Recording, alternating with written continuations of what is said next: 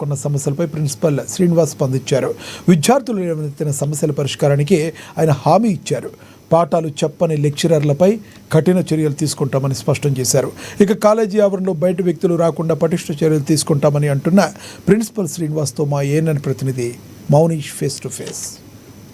Kakatiya degree కాలేజీలో సమస్యల పట్ల అయితే విద్యార్థులు ఈరోజు ప్రిన్సిపల్ ఛాంబర్ ఎదుటైతే ఆందోళన చేపట్టారు. ప్రస్తుతం మనతో ప్రిన్సిపల్ శ్రీనివాస్ గారు ఉన్నారు. వారితో మాట్లాడడం విద్యార్థులు ఎలాంటి సమస్యలు తీసుకొచ్చారో, ఎలాంటి పరిష్కారానికి వారి దారి చూపబోతున్నారు అనే విషయాలపై మనతో మాట్లాడదాం. సార్ చెప్పండి, అసలు ఈరోజు విద్యార్థులు ఆందోళన చేపట్టారు. ప్రధానంగా చాలా సమస్యలు ఉన్నట్టు చెప్తారు. ఎలాంటి సమస్యలు మీ దృష్టికి తీసుకొచ్చారు? పిల్లలు ప్రధానంగా తీసుకొచ్చిన సమస్యలలో ఒకటి వాష్రూమ్స్ ప్రాబ్లం ఉందని చెప్పేసి.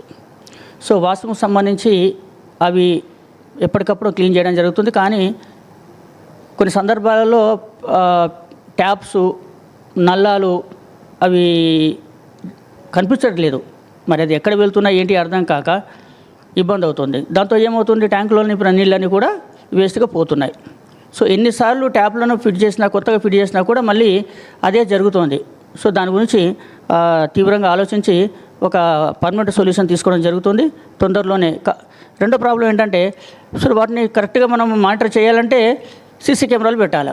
కానీ వాష్రూమ్లో సీసీ కెమెరా పెట్టడం అనేది సమంజసమైనది కాదు. కాబట్టి కాస్త పిల్లలు కొద్దిగా ఏదో ఉద్దేశంతో వాటిని డ్యామేజ్ చేస్తున్నారు. సో డ్యామేజ్ చేయడం మూలాన అది జరుగుతుంది తప్ప పిల్లలకు కావాల్సిన వాష్రూమ్స్ ఉన్నాయి, సఫిషియెంట్ వాటర్ కూడా ఉంది. వాళ్ళకి ఎలాంటి ఇబ్బంది లేకుండా చూసుకుంటాం. అంటే పైన ఇప్పుడు 2 క్లాసెస్ అనేది పైన జరుగుతున్నాయి, రేకుల షెడ్ కింద జరుగుతున్నాయి. మేము ఈ ఎండ తీవ్రత వల్ల చాలా ఇబ్బందులు పడుతున్నాను. మేము మా క్లాసులను మెటల్ చేయించి ఇప్పుడు సెమినార్ హాల్కి యూజ్ చేయడం వల్ల మాకు పైకి షిఫ్ట్ చేయడానికి ఇబ్బందులు పడుతున్నాం అని చెప్తున్నారు. సో వారు చెప్తున్న విషయం వాస్తవమే. కానీ ఇక్కడ ఈ కాలేజీ దాదాపు 5 ఎకరాలలో విస్తరించి ఉంది. దాదాపు 3,800 విద్యార్థులు విద్యను అభ్యసిస్తున్న ఈ కాలేజీలో ఒక చక్కని సెమినార్ హాల్ లేకపోవడం మూలాన ఎన్నో కార్యక్రమాలు జరుగుతున్న ఈ సమయంలో సెమినార్ హాల్ లేకపోవడం మూలాన కార్యక్రమం సక్రమంగా నిర్వహించలేకపోతున్నాం. అందుకోసం అని చెప్పేసి ఒక 2 పెద్ద రూములని ఒక సెమినార్ హాల్గా చేసేసి ఒక చక్కని సెమినార్ హాల్ని కల్పించాలనే ఉద్దేశంతో ఆ 2 రూములను డిస్మెంటల్ చేసి సెమినార్ హాల్ నూతనంగా తయారు చేయడం జరుగుతోంది. అయితే ఆ 2 రూములు పిల్లలకి ఇబ్బంది లేకుండా ముందుగానే ఆలోచించి ఫస్ట్ ఫ్లోర్లో మనము క్లాస్ రూమ్స్ను ఏర్పాటు చేయడం జరిగింది. క్లాసెస్ కూడా సక్రమంగా జరుగుతున్నాయి. కాకుంటే ఈ కాలేజీ షిఫ్ట్ సిస్టంలో నడవడం మూలాన ఉదయం వచ్చిన పిల్లలకి ఇబ్బంది ఏమి ఉండట్లేదు. కానీ మధ్యాహ్నం వచ్చిన పిల్లలకి కాస్త ఎండ ఉండడం మూలాన మనం ఫ్యాన్స్ కూడా ఫిట్ చేయించడం జరిగింది. కానీ ఆ ఫ్యాన్స్ కూడా గాలి సరిపోవట్లేదని నా దృష్టికి తీసుకొచ్చిన తర్వాత వెంటనే పిల్లలకి అదనంగా ఇంకా వేరే రూమ్లను ఇప్పుడే కేటాయించడం జరిగింది. రేపటి నుంచి వాటిలలోనే క్లాసులు జరుగుతాయి, పిల్లలు అందులోనే కూర్చుంటారు. మీ క్లాసెస్ చక్కగా జరుగుతున్నాయని చెప్తున్నారు. 2:45 నిమిషాలకి మేము కొన్ని క్లాసెస్ రూమ్లోకి వెళ్ళాము. అక్కడ విద్యార్థులు ఎవరు లెక్చరర్ లేరు.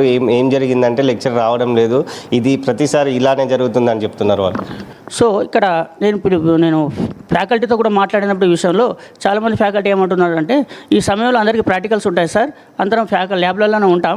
కొద్దిమంది పిల్లలు ఆర్ట్స్ పిల్లలు కొద్దిగా వాళ్ళకి ల్యాబ్స్ ఉండడం మూలన ఖాళీగా కూర్చుంటున్నారేమో. కానీ వాళ్ళు ప్రియర్ ఇది ఏమో క్లాస్ సమయం, కానీ ఉన్నాడు లెక్చరర్ బయటనే ఉన్నాడు, లోపలికి రావడం లేదు చెప్తున్నారు. వాళ్ళు డైరెక్ట్ చెప్తున్నారు. ఇప్పుడు మేము వెళ్తే అది ఇంతవరకు నా దృష్టికి రాలేదు. ఇప్పుడు మొదటిసారి నా దృష్టికి వచ్చింది.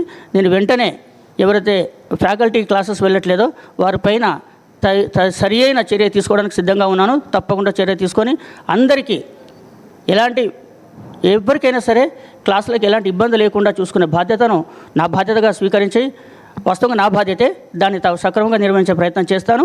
అందరితో నేను సక్రమంగా క్లాసెస్ చెప్పించే విధంగా ప్రయత్నం చేస్తాను. సార్ ఇంకో విషయం ఏంటంటే సెక్యూరిటీ ప్రాబ్లం ఉంది అని చెప్తున్నారు. బయట నుంచి అదర్స్ వచ్చి ఇటు టీజింగ్ లాంటి ఇబ్బంది గురి చేస్తున్నారు, గంజాయి సేవించడం, ఇక్కడనే టాయిలెట్స్ పోయడం, ఇలాంటి ఇబ్బందులు పడుతున్నామంటూ లేడీస్ చెప్తున్నారు. పిల్లలు అంటే ఎందుకు ఈ సమస్య వస్తుంది? సో ఇలాంటి విషయం అయితే ఇంతవరకు నా దృష్టికి రాలేదు. కానీ మనకి నైట్ బ్యాచ్మెన్ ఉన్నాడు, నైట్లో ఎలాంటి ఇబ్బందులు ఏం లేవు, పర్ఫెక్ట్గా ఉంది. మరి డేలో పిల్లలే ఉంటారు, ఫ్యాకల్టీ ఉంటారు, అందరూ ఉంటారు. కాబట్టి మరి ఇలాంటిది మధ్యాహ్నం జరిగిందని అంటే అది నేనైతే నమ్మలేకపోతున్నాను. ఎందుకంటే పిల్లలతో ఫ్యాకల్టీతో కాలేజ్ నిండి ఉంటుంది. అలాంటి సమయంలో అవుటర్స్ వచ్చి ఏదో చేస్తున్నారని మాత్రం నా దృష్టికి ఇంతవరకు రాలేదు. ఇప్పుడు నా దృష్టికి వచ్చింది కాబట్టి వెంటనే సమంజసమైన సరి అయిన చర్యలు తీసుకోవడానికి సిద్ధంగా ఉన్నాను. ఇప్పుడే నేను అడ్మినిస్ట్రేషన్ ఆఫీసర్ గారిని పిలిచేసి సరైన డైరెక్షన్స్ ఇవ్వడం జరిగింది. రైట్, ఇది ప్రిన్సిపాల్ శ్రీనివాస్ గారు చెప్తున్నారు.